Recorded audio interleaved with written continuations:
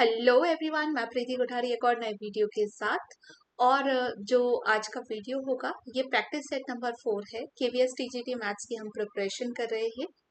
Basically practice set में मैं वैसे मिक्स क्वेश्चंस लेकर के आती हूँ, बट आज एक स्पेशल टॉपिक है रियल नंबर, तो सिर्फ उसी के ही क्वेश्चंस आज होंगे। 10 क्वेश्चंस है। अगर आप एनवीएस एमआरएस की भी तैयारी कर रहे हैं तो उसके लिए भी ये हेल्पफुल है। ठीक है, तो अब बात करते हैं अपने फर्स्ट क्वेश्चन की। तो देखो, फर्स्ट क्वेश्चन है if √3 - 2 upon √3 + 2 is equal to a√3 - b, then आपको a और b की वैल्यू बतानी है। तो एक a और b क्या होगा देखते हैं। देखो, अगर मैं इसको सॉल्व करूँ ना, क्वेश्चन है आपके पास √3 - 2 अपॉन √3 + 2। आपको पता है इसको रेशनलाइज करना होगा, तो यहाँ साइन चेंज हो जाता है, यहाँ भी साइन चेंज हो जाएगा। ये बन जाएगा √3 - 2 का होल स्क्वायर, ये बच जाएगा आपके पास √3 का स्क्वायर और -2 का स्क्वायर। यहाँ कितना होगा, a - b का होल स्क्वायर खोल दो तो ये बन जाएगा आपके पास 4√3। ठीक है, और नीचे कितना बचेगा, 3 - का 4, जो कि आएगा आपके पास प्लस का 7 माइनस का 4√3 अपॉन में -1। इसको थोड़ा और सॉल्व करेंगे आप, तो ये माइनस यहाँ जाएगा, माइनस का 7 और माइनस माइनस का +√3 हो जाएगा। अब वैसे जो गिवन है वो क्या आपके पास a√3, उन्होंने कहा है कि ये जो नंबर आया ना ये a√3 - b के बराबर है। तो हम इन दोनों को ही क्या करें, इन दोनों को ही हमें सॉल्व करने के लिए इन दोनों को सेम पैटर्न में लिखना होगा। वैसे तो क्योंकि यहाँ तो मैं एक्सप्लेन कर रही हूँ तो मैं इसको दोबारा से ऐसे लिख सकती हूँ, 4√3 माइनस का ये माइनस है तो अंदर जो होगा वो प्लस का 7 होगा, है ना, क्योंकि माइनस का b कह रहे, तो ये 7 ऐसे हो जाएगा, ऐसे लिख सकते हैं हम इसको। ठीक है, और तब हम a√3 - b कर रहे हैं, तो यहाँ से a4 आ रहा है, b7 आ रहा है। ठीक है, हमने कंपेयर कर लिया। लेकिन अगर आप जो है एग्जाम में कर रहे हो तो आप स्टेप्स को कम करते रहो ना, हमें ये करने की जरूरत है ना हमें ये करनी, डायरेक्ट हम अपनी ये वाली वैल्यू लिखे उसके बाद सीधे डायरेक्ट ये वाली वैल्यू लिखे तो कम हो जाएगी वैल्यूज, मतलब आपका जो भी काम है वो कम हो जाएगा। नेक्स्ट अच्छा इसमें ऑप्शन देखते हैं, ऑप्शन कौन है, ऑप्शन बी है इसमें करेक्ट। सेकंड देखती थी वैल्यू ऑफ और √48 √32 अपॉन √27 + √81 है। इसको करेंगे ना हम, तो हम इसे कर सकते हैं। देखो वैसे 12 फोरजा होता है आपके पास, है ना, तो मैं इसको ऐसे 3 × 4 × 4 लिख सकती हूँ। 3 4 12, 4 12 4 48 प्लस इसको मैं ब्रेक करना चाहूँ, मुझे पता है 4 8 32 होता है, या 16 2 तो मैं 4 × 4 × 2 कर रही हूँ। ठीक है, अभी पता चलेगा आपको कि मैं ऐसे क्यों लिख रही हूँ। 3 × 3 × 3 प्लस ये था 9 2 18, 3 × 3 × 2।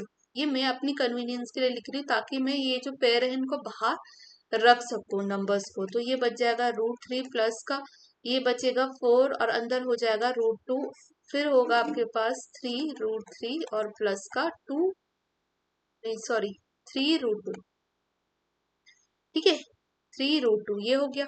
अब ऊपर वाले में से 4 कॉमन ले लो, नीचे वाले में से 3 कॉमन ले लो, अंदर बच जाएगा √3 प्लस √2 और डिनोमिनेटर में भी बच गया √3 प्लस √2, दोनों कैंसिल हो जाएंगे तो वैल्यू कितनी आ रही, 4/√3 विच इज ऑप्शन नंबर 1।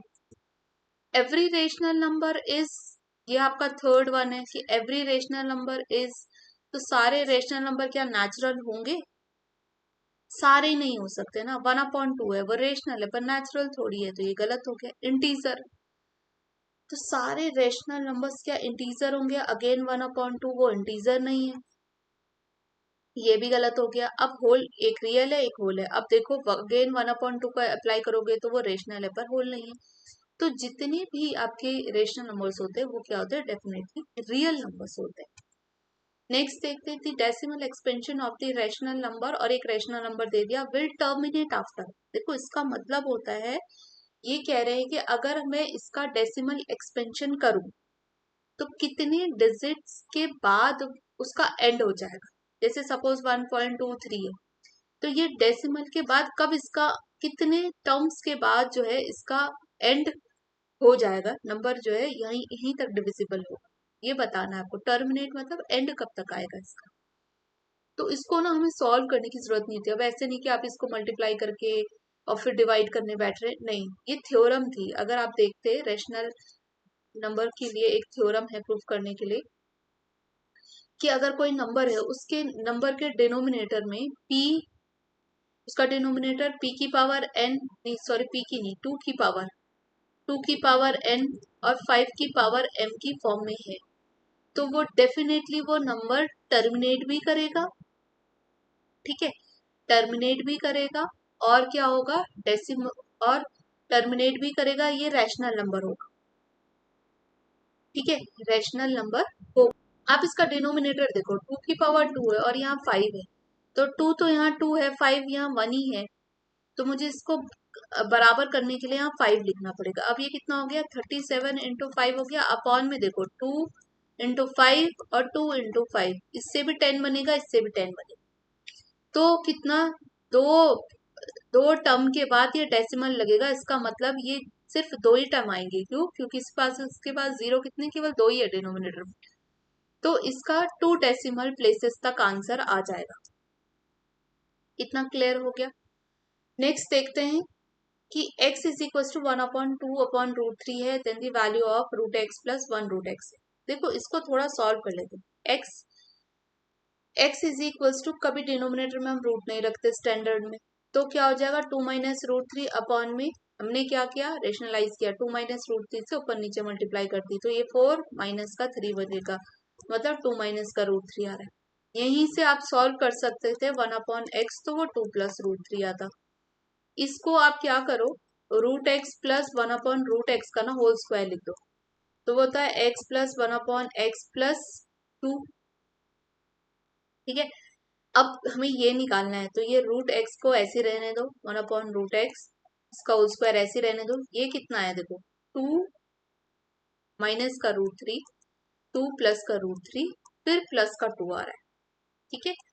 आप इसको सॉल्व करो तो ये माइनस से ये कैंसिल हो गया, कितना बच गया, 6 बच गया। तो ये क्या होगा आपके पास, जब √x प्लस 1/√x लिखोगे आप, तो ये दूसरी साइड जाके प्लस माइनस का √6 बन जाएगा, जो कि ऑप्शन नंबर 3 आपका करेक्ट हो जाएगा। अब ये कह रहे 2.35 की बार है, इसका मतलब बार का मतलब होता है 2.353535, ये रिपीट ही हो रहा है, इसलिए हम इसको रिपीटेशन को शो करने के लिए हम बार लगा देते हैं। इतना सबको क्लियर है। तो आपको पता होगा किस नंबर पे ये कौन सा नंबर होता है जिसमें कि डेसिमल के बाद नंबर्स रिपीट करने होने लगते हैं, तो वो रैशनल नंबर होता है। रैशनल नंबर की प्रॉपर्टी ये है, या तो डेसिमल के बाद एंड हो जाएगा, या फिर कभी ना कभी एंड जरूर होगा, अगर एंड नहीं हो रहा तो नंबर रिपीटिंग होगा, ठीक है। तो ये कौन सा नंबर है, एक रैशनल नंबर है। अब है a and b are two positive integers such that the least prime factor of a is 3 and b is 5, ठीक है।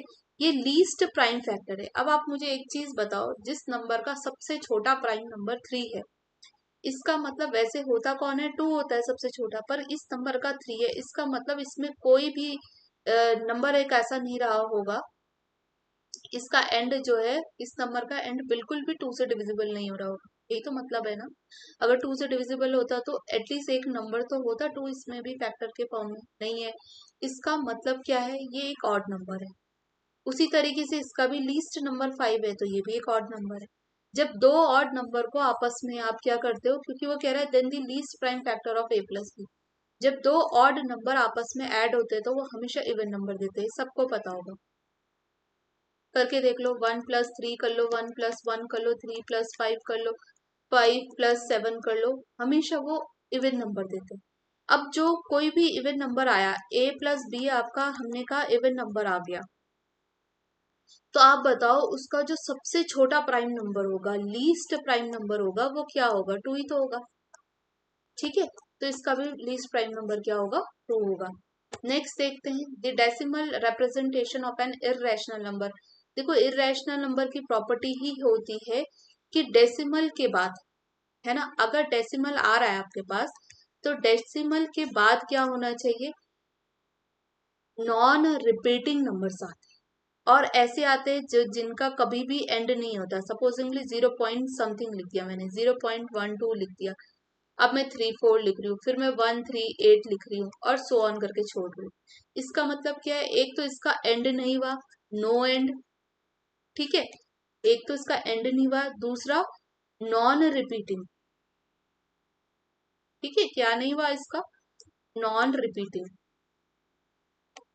एक तो रिपीट नहीं हुआ, दूसरा इसका एंड नहीं हुआ, तो ऐसी दोनों ही कंडीशंस में ये नंबर इरेशनल होता है। अब पढ़ते हैं, ऑलवेज टर्मिनेटिंग, कभी भी टर्मिनेट नहीं होता, इधर टर्मिनेटिंग होता ही नहीं टर्मिनेट, इधर टर्मिनेटिंग, नॉन रिपीटिंग, टर्मिनेट ही नहीं होता, neither terminating nor repeating, right, ना तो टर्मिनेट होता मतलब डेसिमल के बाद, ना तो एंड आता है, ना ही रिपीट होता है।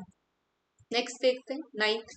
तो देखो इसमें ये एक्सपोनेंट वाला था, आप देखोगे अगर सिलेबस जो मैं आपको बता रही थी उसमें आया हुआ था कि एक्सपोनेंट में भी हो सकता है ना, एक टॉपिक पूरा था, इसीलिए मैंने क्वेश्चन डाला है। देखो 2 की पावर 2 है, अब ये रूट की पावर जब 3 लिखी होती है ना, रूट के अंदर 3 लिखा होता है, इसका मतलब होता है 1/3।